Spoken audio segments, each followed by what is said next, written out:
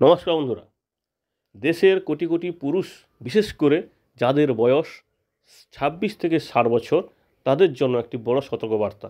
কারণ এই মুহূর্তে একটি সমস্যা বা বিপদ হচ্ছে, যার প্রধান লক্ষ্য হচ্ছে 26 থেকে 60 বছর বয়সী পুরুষ। বিষয়টা কি সেটা আমরা আজকে এই ভিডিওতে আলোচনা করব, কারণ এই খবরটি কিন্তু বিভিন্ন সংবাদ মাধ্যমেও প্রচারিত হয়েছে।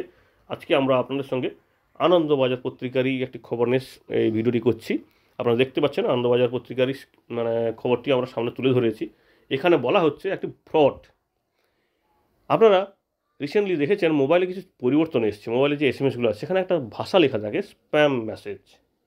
তো এই বিষয়টা বা কী কারণে এখন হঠাৎ আসা আরম্ভ করেছে এই গত কয়েকদিন ধরে? বা আর একটি প্রায় শুনতে পান ডিজিটাল গ্রেপ্তার। বিষয়টা বা কী, এটা নিয়ে কিন্তু খুবই সমস্যায় পড়ছে। রিসেন্টলি একটি খবর প্রকাশিত হয়েছে, একজন ব্যক্তি ডিজিটালি গ্রেপ্তার হয়ে 67 লক্ষ টাকা গুনতে হয়েছে তাকে, অর্থাৎ ফ্রডের শিকার হয়েছে। বলা হচ্ছে এখানটায়, আগে আমরা রিপোর্টটা দেখে নিই যে কী বলা হয়েছে।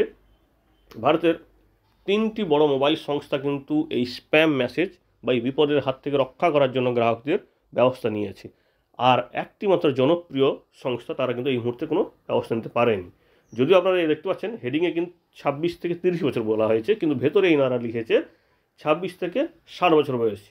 তো বিষয়টা হচ্ছে যে এখন প্রধান টার্গেট ফ্রডদের বা প্রতারকদের পুরুষ, এবং তাদের বয়স 26 থেকে 60 বছর। কারণ ইনারা সবসময় সারাদিনের বেলা ব্যস্ত থাকে, এবং উপরন্তু ইনারা ইনকাম করেন বেশিরভাগ ক্ষেত্রে। হ্যাঁ, মহিলারাও ইনকাম করে, কিন্তু সেই তুলনায় পুরুষদের তুলনায় এই মুহূর্তে কম। তো এখানে বলা হচ্ছে যে অবাঞ্ছিত এসএমএস বা কল, যেটাকে অবাঞ্ছিত এসএমএস বলতে যেটাকে বলা হয় স্প্যাম, তো সেই বিষয়টিতে বেশি আক্রান্ত হচ্ছে পুরুষরা। এবং এর বিরুদ্ধে টেলিকম নিয়ন্ত্রণ সংস্থা ট্রাই এর ব্যবস্থা নিয়েছে কি, এবার থেকে এই রকম এসএমএস এলে সেখানে লেখা থাকে স্প্যাম মেসেজ, তো সেই মেসেজটা আপনার দেখার প্রয়োজন নেই। ওনারা কি করছেন, এই 3টি সংস্থা অর্থাৎ এয়ারটেল, বিএসএনএল এবং ভোডাফোন, যেটাকে হুই বলছি, এরা কিন্তু অলরেডি এই বিরুদ্ধে ব্যবস্থা নিয়ে নিয়েছে। এই সমস্ত নেটওয়ার্কে যে সমস্ত গ্রাহক আছেন, সেই সমস্ত গ্রাহকদের মোবাইলে যদি এইরকম এসএমএস আসে, তাদের ক্ষেত্রে কিন্তু লেখা থাকবে স্প্যাম মেসেজ বলে। কিন্তু এখনও পর্যন্ত জিওর পক্ষ থেকে সেই রকম কিছু ব্যবস্থা হয়নি। হয়তো ভবিষ্যতে তাড়াতাড়ি তারা করবে, কারণ ট্রাইয়ের নির্দেশও তাই আছে। তো এখানে আপনারা দেখতে পাচ্ছেন যে বলা হয়েছে যে অবাঞ্ছিত কল বা এই যে এসএমএসের কথা বলা হচ্ছে, তার যে বেশি শিকার, তার যে শতকরাটা দিয়েছে দেখুন এখানটায় বলা হয়েছে 21% অবাঞ্ছিত কল পান মাত্র মহিলারা, কিন্তু পুরুষদের ক্ষেত্রে 79% এসএমএস পান এই এই ফ্রড বা অবাঞ্ছিত কলের। তো সেখানটায় বলা হচ্ছে যে সাধারণত দেখা গেছে যে 80% পুরুষ ওনাটা এই যে ফ্রডের শিকার হচ্ছে এই কারণে তাদের কাছে ইনকাম হয়, তাদের অ্যাকাউন্টে একটা ভালো রকম টাকা থাকে। তো সেই বিষয়টি করা হচ্ছে, এবং তারা কোন সময়টাকে বেছে নিচ্ছে, 11টা থেকে দুপুর 3টার মধ্যে। এবং এই সময়ের মধ্যে পুরুষরা প্রচুর ব্যস্ত থাকে, তাদেরকে কিন্তু কোনোভাবে যদি কনভিন্স করা যায়, সেক্ষেত্রে ফ্রড তাদের সঙ্গে করা যায়। তো গত 2-2.5 মাসে আমরা অগাস্ট মাসে একটা ভিডিও করেছিলাম এই স্প্যাম মেসেজ নিয়ে, যে কী করে ওটিপি আসতে কেন দেরি হচ্ছে। তো সেই বিষয়টি নিয়ে বলা হয়েছে, সেই বিষয়টা কিন্তু নতুন করে চালু হয়েছে যে তারা আগে চেক করবে এটা কী ধরনের মেসেজ, এসএমএস, সংস্থাগুলো এসএমএসগুলো চেক করবে, তারপরে এসএমএসগুলো আপনাকে ডেলিভারি করবে। তো তার ফলে কিন্তু 12% কাছাকাছি কিন্তু অবাঞ্ছিত কল আসা কমে গেছে।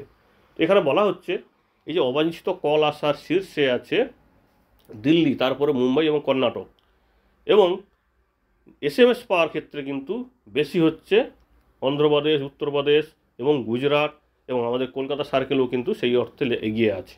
অর্থাৎ এই সমস্ত এলাকাতে বেশি করে ফ্রড করা হচ্ছে। তো এই ট্রাইয়ের নির্দেশিকা মেনে ইতিমধ্যে এয়ারটেল, বিএসএনএল এবং ভোডাফোন বা আইডিয়া যেটাকে বলা হচ্ছে, তারা কিন্তু স্প্যাম এসএমএস আসার প্রযুক্তি চালু করে দিয়েছে। তো আপাতত আর যে বাকি সংস্থা, বিশেষ করে জিও, তারা কিন্তু এই ব্যবস্থাটা এখনও শুরু করেনি বা শুরু করতে পারেনি। তো যাই হোক, তারাও হয়তো করে দেবে শুরু। তো এটা হচ্ছে বলা হচ্ছে যে পুরুষদের এই সময় সতর্ক থাকতে হবে, কোনো এসএমএস এলে আননোন নাম্বার থেকে তাদের সতর্ক থাকতে হবে, কারণ অ্যাকাউন্ট থেকে প্রচুর টাকা যাচ্ছে। সেই সঙ্গে একটি খাড়ার ঘা আর একটি হয়েছে কি, ডিজিটাল গ্রেপ্তার। আপনারা দেখেছেন ডিজিটাল গ্রেপ্তার মাঝে মধ্যে শুনে থাকেন যে অমুক লোক এত লক্ষ টাকা, এত কোটি টাকা হারিয়েছে। বিষয়টা কি, আপনাকে হঠাৎ একটি নাম্বার থেকে ফোন আসবে বা ভিডিও কল আসবে, সেটা আপনি ধরে নিলে আপনি দেখতে পাবেন উল্টো দিকে আপনার সামনে উর্দিধারী অর্থাৎ পুলিশের পোশাক পরে একজন ব্যক্তি বসে আছে, এবং উনি আপনাকে বলছেন আপনার অ্যাকাউন্টে এরকম ফ্রড লেনদেন হয়েছে, বা আপনার নামে এরকম একটা পার্সেল আছে, যেটাতে মাদক দ্রব্য পাওয়া গেছে বা অন্য কিছু আপত্তিকর বস্তু পাওয়া গেছে বা আপনার সঙ্গে জঙ্গিদের যোগাযোগ আছে, এইরকম বিভিন্ন ধরনের কথা বলে আপনাকে কেউ বলবে যে আপনাকে গ্রেপ্তার করা হলো, আপনি বাইরে বেরোতে পারবেন না, সর্বক্ষণ আপনার উপর আমরা কিন্তু নজরদারি করছি ক্যামেরা নিয়ে, আপনি বুঝতেও পারবেন না, কিন্তু কাউকে বলতেও পারবেন না, কোথাও যেতেও পারবেন না। তো স্বাভাবিকভাবে মানুষ এই বিষয়টিতে আতঙ্কিত হয়ে পড়ছে। তো ভারত সরকারের স্বরাষ্ট্র মন্ত্রক বলছে যে ভারতীয় আইনে কখনও এই রকম কোনো আইন নেই যে যেখানটায় বর্তমান যে নতুন আইন যেটাকে বলা হচ্ছে ভারতীয় নাগরিক সংহিতার 63 নম্বর ধারায় ডিজিটাল সমন যে পাঠানোর কথা বলা হয়েছে, সেটা কিন্তু এই রকমভাবে নয়, সেটা সমন আকারে যাবে, ইমেল বা অন্য কোনো সংস্থার মাধ্যমে সেটা ইমেল আকারে যাবে। সেটার জন্য কিন্তু ওই রকমভাবে ডিজিটালি গ্রেপ্তার করা হয় না, একটা মেল যেতে পারে, আপনার কাছে মেসেজ যেতে পারে যে এরকম আপনার জন্য ব্যবস্থা করা হয়েছে, আপনি উপযুক্ত জায়গায় যোগাযোগ করুন। কিন্তু সরাসরি ক্যামেরার সামনে কিন্তু কাউকে কখনো গ্রেপ্তার করা যায় না বা গ্রেপ্তার করা হয় না। ভারতীয় নতুন আইনেও বলছে, পুরনো আইনে কিন্তু তাই ছিল।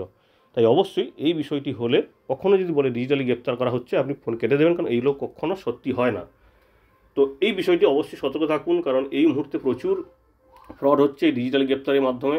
আজকেই আনন্দবাজারে একটি খবর প্রকাশিত হয়েছে যে একজন ব্যক্তিকে 67 লক্ষ টাকা দিতে হয়েছে। কারণ কি বলা হচ্ছে যে নাকি তার অ্যাকাউন্ট থেকে কিছু লেনদেন হয়েছে কোনো সন্ত্রাসবাদী বা অন্য কোনো সংগঠন, যেখানে আপত্তিকর সংগঠন, তো তাই ওনাকে গ্রেপ্তার করা হচ্ছে, ওনাকে মুক্তি পেতে হয়েছে 67 লক্ষ টাকা দিয়ে।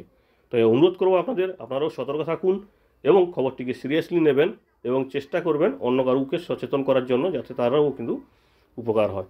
খবরটি কেমন বা এই বিষয়ে আপনি কী ভাবছেন অবশ্যই কমেন্ট করে জানাবেন। ধন্যবাদ।